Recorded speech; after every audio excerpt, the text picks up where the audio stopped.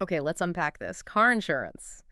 It's one of those things most of us have. We know we need it, but it can feel like throwing money into a black hole every month. Yeah, definitely. It's confusing, it feels expensive, and who even knows if they have the right coverage?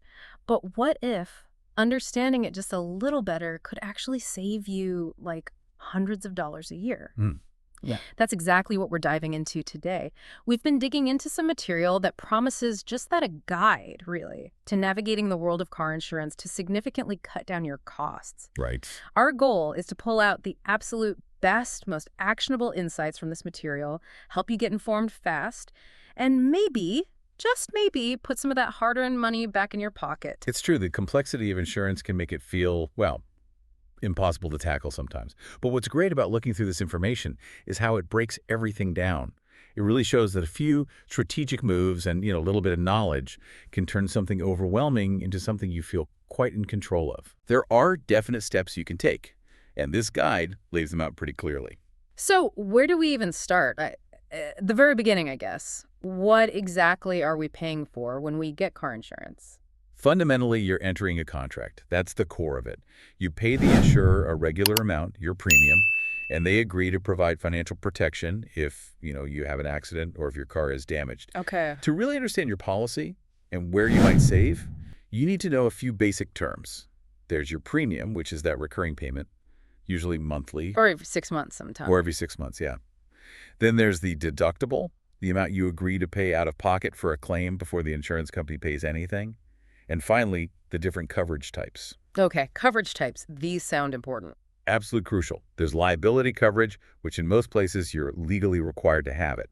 This covers the costs if you cause an accident that injures other people or damages their property. It protects the other party, essentially. Got it. So that's for the other car, the other driver. What about my car? Good question. That's where collision and comprehensive come in. These are typically optional coverages. Collision pays for damage to your car if you hit another vehicle or, like, an object, a pole or something. Right. Comprehensive covers damage to your car from things other than collisions. Think theft, vandalism, hail, hitting an animal, that kind of thing. Okay.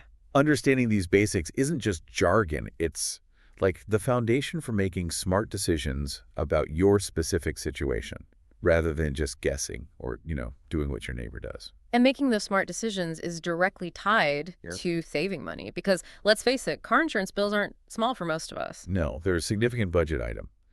And the insight from this material is that being strategic can really make a difference to that bottom line. It tells the story of Sarah, right? She figured she was paying a reasonable rate. Yeah. But just by shopping around, she discovered she could get the exact same coverage from a different company for 30% less. 30%. Wow. Yeah. And that wasn't just pocket change. That added up to hundreds of dollars annually. Yeah. Suddenly, that money could go towards savings or even that trip she wanted. Hundreds of dollars. That's real money we're talking about. It really highlights the potential. And the benefits outlined aren't just theoretical. It means increased savings you can use for whatever you need, emergencies, vacations, whatever. Better financial management because you're optimizing where your money goes. And honestly, genuine peace of mind, knowing you're not overpaying for the coverage you actually need. So many people just renew their policy year after year without ever checking if it's still the best value or even the right fit. So the big question is, how do we do that? What are the key levers we can pull to actually see those savings? Well, the material lays out several key areas. Understanding your needs, shopping around, exploring discounts, improving your risk profile, things like your driving record, and regularly reviewing your policy. Think of these as the essential strategies to take control. Okay, strategy number 1, after getting the basics down. Look inward. Assess your current policy, starting with your actual coverage needs. Right, and this is where the idea of insurance not being a one-size-fits-all product becomes really clear. Your situation is unique. Totally. The material uses examples like John, who's commuting daily, father of 2, versus Lisa, a college student who mostly uses her car for short errands.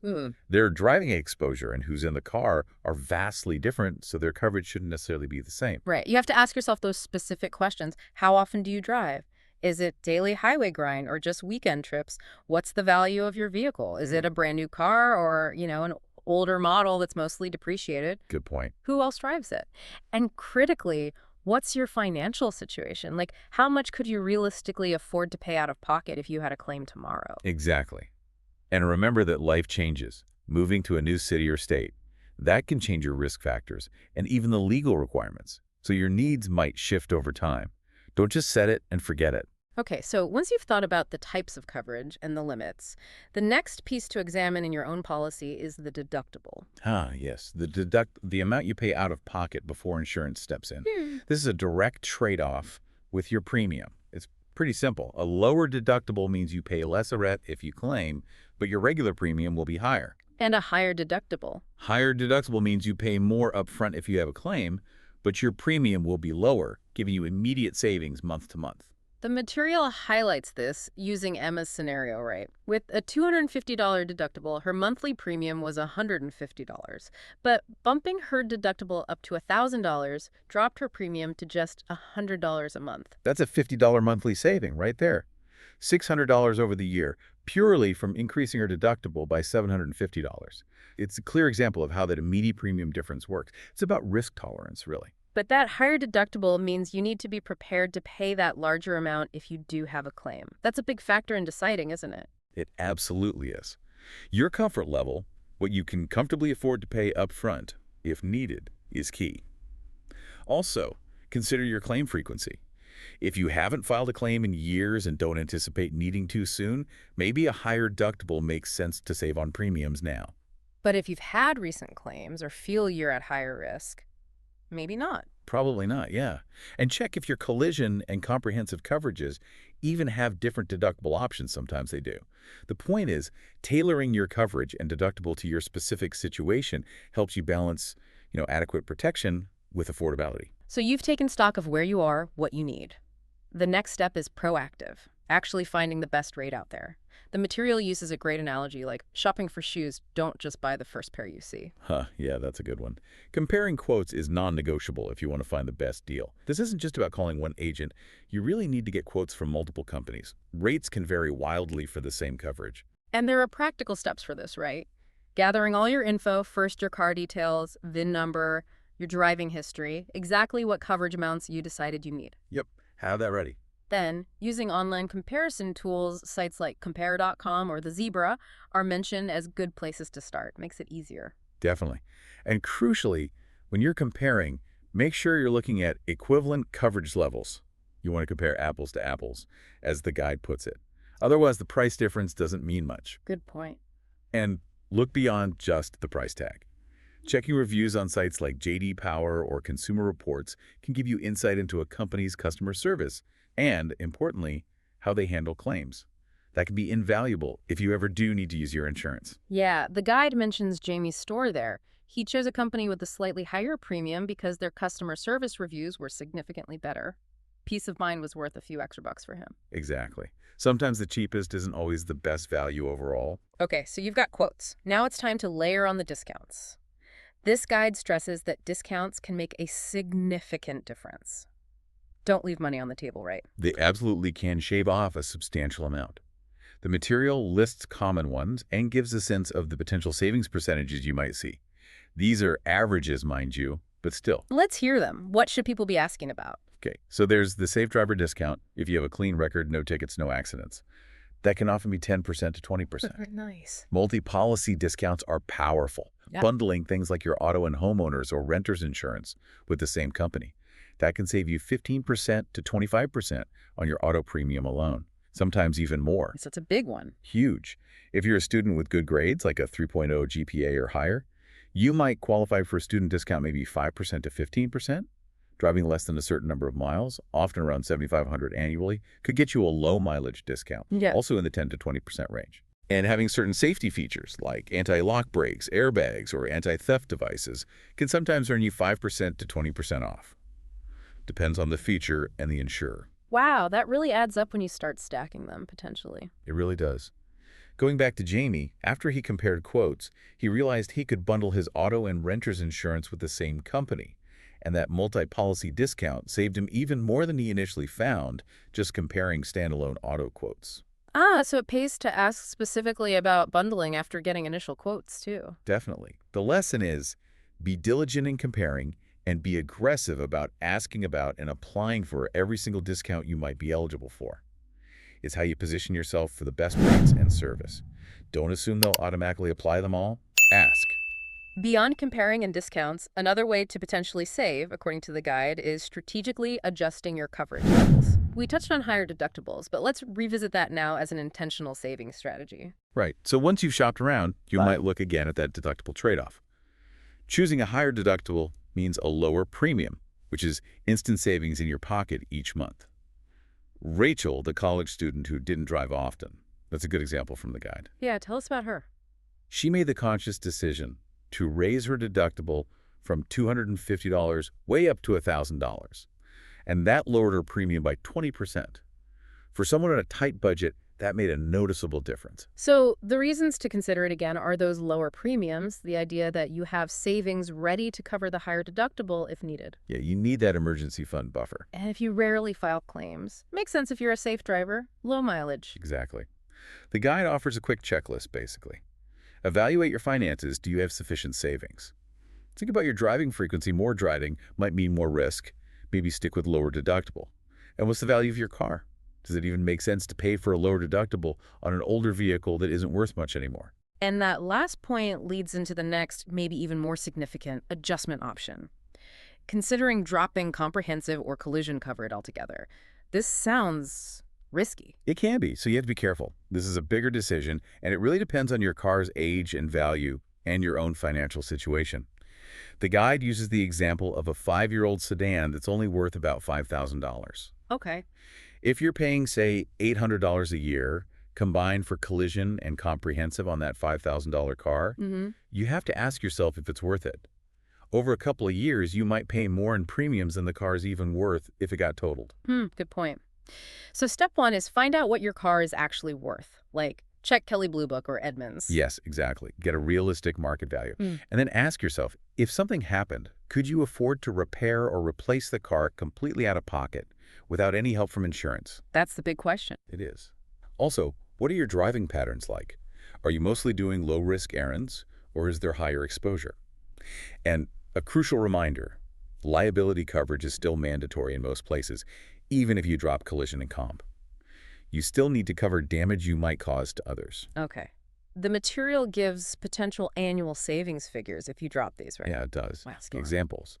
It indicates you might save around $300 a year by dropping comprehensive, and potentially $500 a year by dropping collision, for that example, older car. Dropping both could obviously lead to savings of $800 or more annually. Those are significant numbers, but it sounds like this isn't a decision to take lightly at all. Absolutely not. The guide is really clear on this. Don't sacrifice necessary protection just to save a buck. It's about making a strategic, informed decision that fits your financial comfort level and the actual value of your specific vehicle. Balance is key. Okay, so we've talked about adjusting the policy itself. Now let's look at things you have direct control over that impact your rates. Your driving and, surprisingly, your credit score. Right.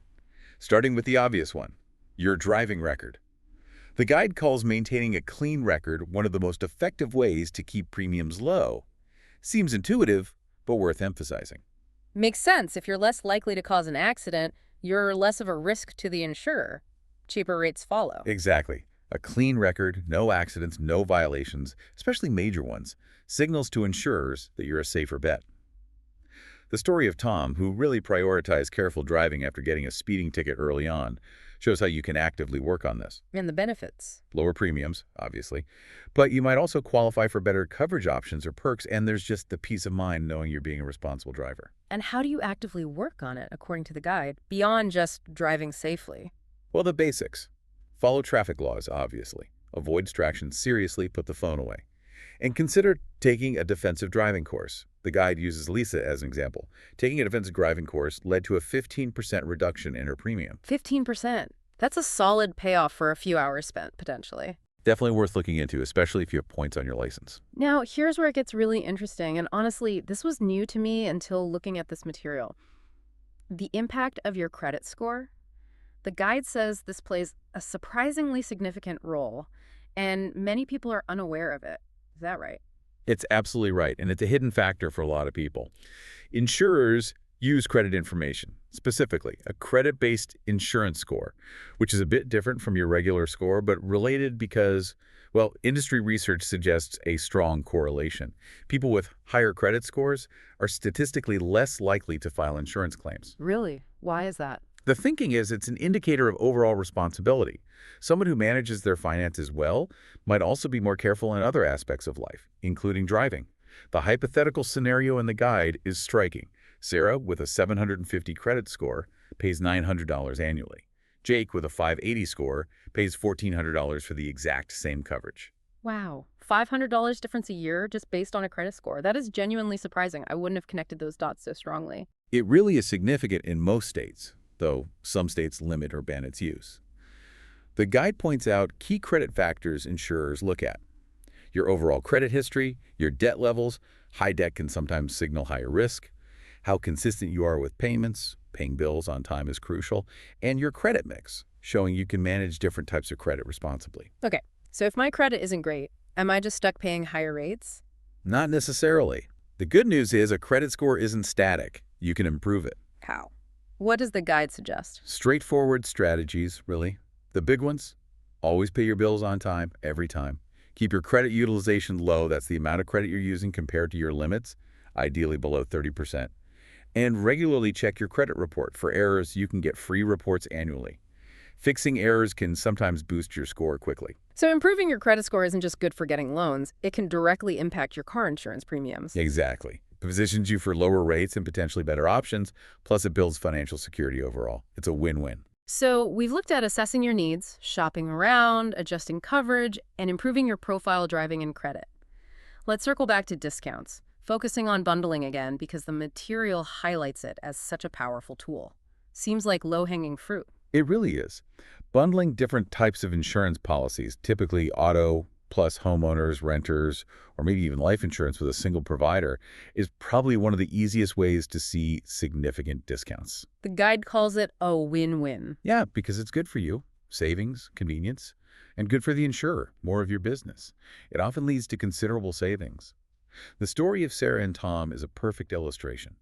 They bundled their home and auto, maybe a bit skeptically. Like, how much could it really save? Right, but they ended up saving nearly 25% on their auto insurance premium alone, which translated to an extra few $100s a year they could use for something else, like that vacation fund.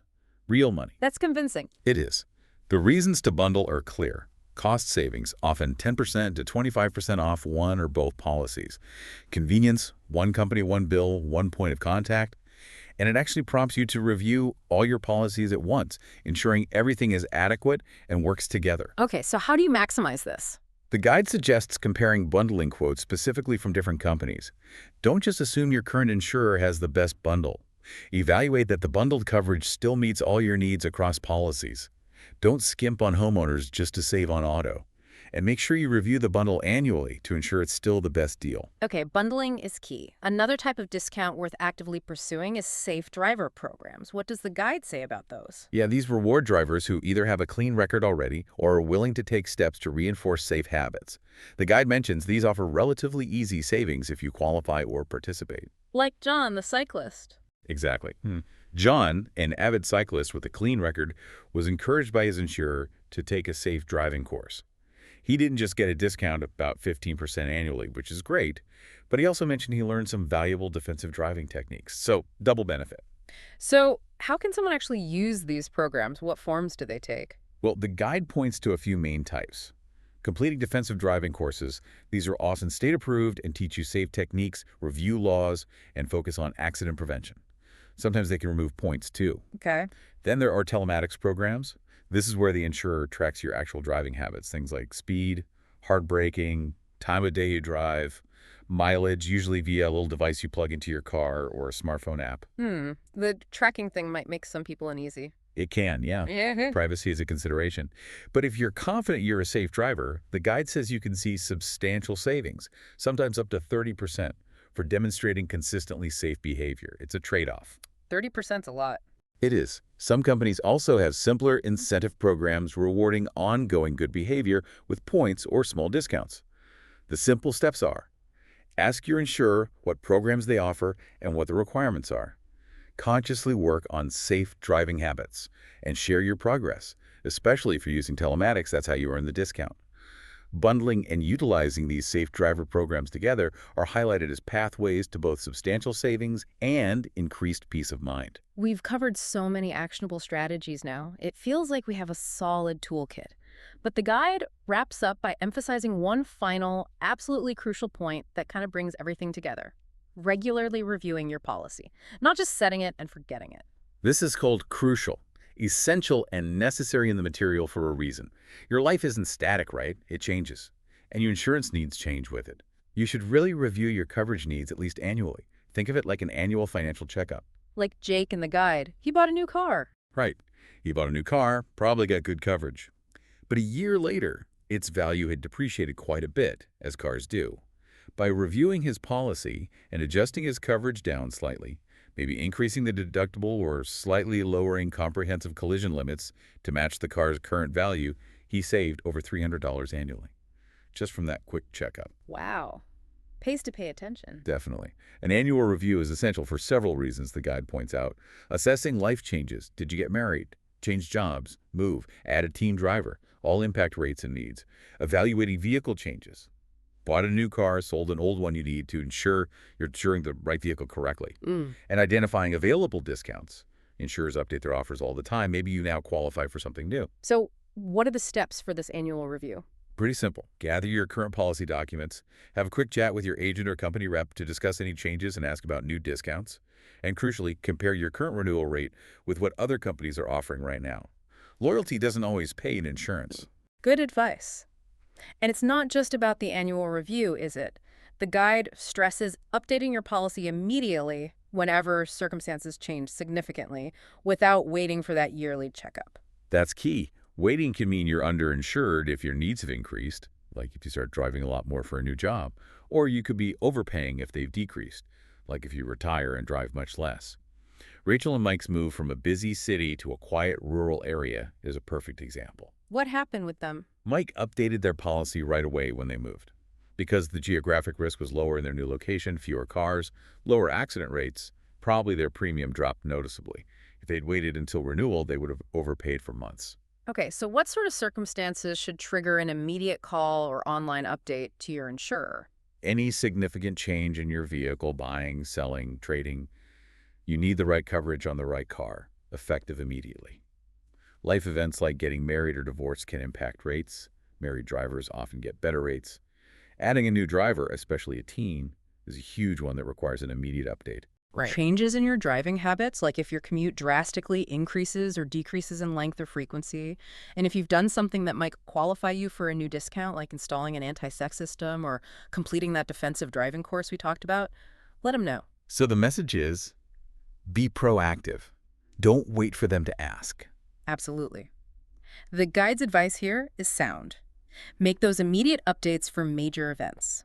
Maybe keep a mental checklist of things that might trigger a change in your policy needs. And maybe set calendar reminders, perhaps biannually or quarterly, just to quickly think, has anything significant changed in my life or with my car? That diligence ensures your insurance is always tailored to your current needs, saving you money and ensuring you have the right safety net when you're on the road. Okay, that was a really thorough deep dive. Feels like we covered a lot of ground. So, boiling it all down, what are the big actionable takeaways from this material for anyone listening who wants to seriously tackle their car insurance costs? Yeah, I think it boils down to a few key things. First, understand the fundamentals, premium, deductible, the main coverage types like liability, collision, comprehensive. You got to speak the language to make informed choices. Right. Second, really assess your personal coverage needs based on your driving habits, your car's actual value, and find a deductible level you're genuinely comfortable with financially if you had a claim. Don't just guess. Exactly. Oh. Third, don't accept the status quo renewal rate. Actively shop around using comparison tools and checking reviews for both price and service. Get multiple quotes. Crucial. Fourth, be relentless about finding and using every single discount you're eligible for. Ask about bundling, safe driver programs, low mileage, safety features, everything. Don't leave money on the table. Nope. Fifth, recognize that things you control, like maintaining a clean driving record and improving your credit score, have a direct impact on your rates. Work on those. And finally, treat your insurance policy like a living document. Review it at least annually and update it immediately whenever your life circumstances change significantly. Don't set it and forget it. The core message seems clear then. Taking control of your car insurance isn't just about finding the absolute cheapest option necessarily. It's about being smart, getting the right coverage for your specific situation and budget. Being educated and proactive seems to be the real key. Absolutely. It puts the power back in your hands, lets you be financially savvy about it. We've seen how factors like your driving habits, obviously, but even your credit score, things you might not immediately connect directly to car insurance costs, could have such a surprisingly big impact on what you end up paying. Yeah, that credit score link is often a surprise. It really makes you think, doesn't it? Where else in your financial life might there be these less obvious connections, these sort of hidden levers that could be silently costing you or potentially saving you money? This deep dive into car insurance. Well, it might just be the beginning of looking at your whole financial picture with a completely new lens, something to mull over until our next deep dive.